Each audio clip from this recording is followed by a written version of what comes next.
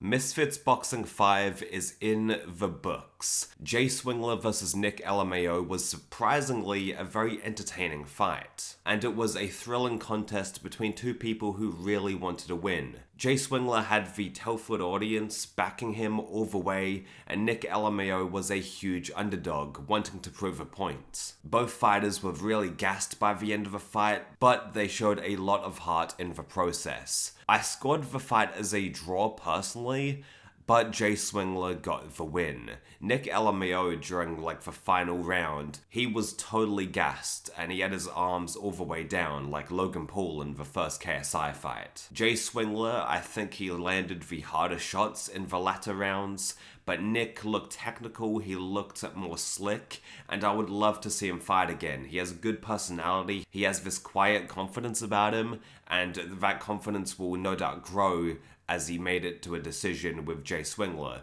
a person who was said to just walk through Nick. Nick lasted all 4 rounds, and I think, he could have edged a decision, to be honest. However, Jay got the victory, and I scored the fight a draw, so I need to go back and look at the fight. This is just first impressions of the entire card, but yeah, I scored it a draw. Still, it was the best fight of the night.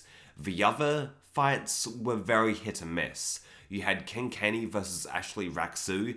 Ashley surprised everyone, and I'm so glad he managed to get the upset.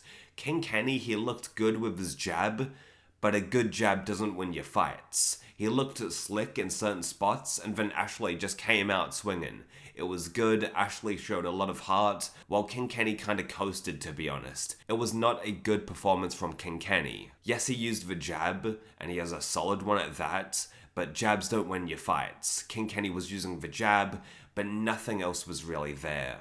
Ashley got some hard shots in, and I feel like he was the rightful winner of the fight. Deen the Great versus Pully Arif was so-so. There was a lot of clinching throughout, a lot of theatrics from Deen and Pully, and yeah, it was an okay fight. I don't really have anything else to say. Deen won a decision. I thought the 40-35 score for Deen was diabolical. Pully definitely won 1 round. Deen scored a knockdown and he was scored a 10-8. But in the Ginty versus Hello Ham fight, Ginty also scored a knockdown, but that wasn't counted. In the scorecard, he was scored 30-27.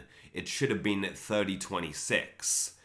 Because the knockdown, he scored a knockdown, it was a 10. This is why the PBA, man. The PBA fucking suck. To be honest, they need to bend them, to be honest. They are diabolical with their scoring. I mean, does anyone remember King Kenny and Faye Sensei? Come on. So yeah, Ginty's knockdown didn't count towards the scorecard, but Deen's did. It's so inconsistent to me. Anyway, we also had Astrid Wett versus AJ Bunker. Now, this women's fight was fantastic. They were just throwing. It was just a scrappy street fight pretty much, with Astrid getting a decision win. They just didn't stop, and it was a very action-packed fight. Tempo Arts versus Godson was diabolical, and so was Ginty versus Hello Ham.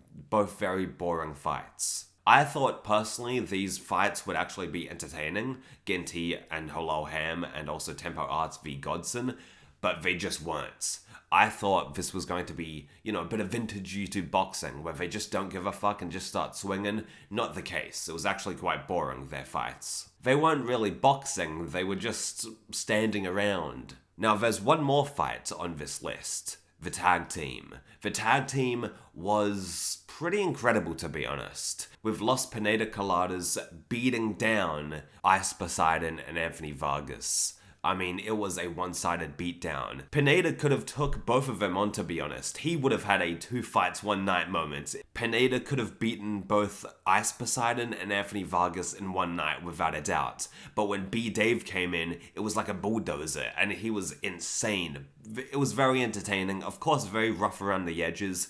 I mean, you have a guy that doesn't speak English, so of course there's going to be some rough patches, but overall, as a whole, I thought this was very entertaining. The tag team match worked, and I commend Mams Taylor for that. Again, I feel like they need a better tagging system, but this is still in very early days, so yeah. I feel like the tag team fights should only really happen with low-level fighters. People like Ice Poseidon or Pineda or, BDave. I don't feel like higher-level guys should be doing these tag team matches. It's just a bit of fun with a bit of low-level competition. Anyway, this card overall, apart from the main event, the women's fight on the card, and also the tag team match, every other fight was kind of underwhelming, to be honest. So yeah, what did you guys think of the Misfits X Series 05?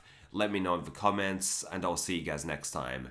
A more scripted and structured review is coming soon, so yeah, be on the lookout for that. These are just my first impressions while sick, if you couldn't tell. See you guys next time, bye.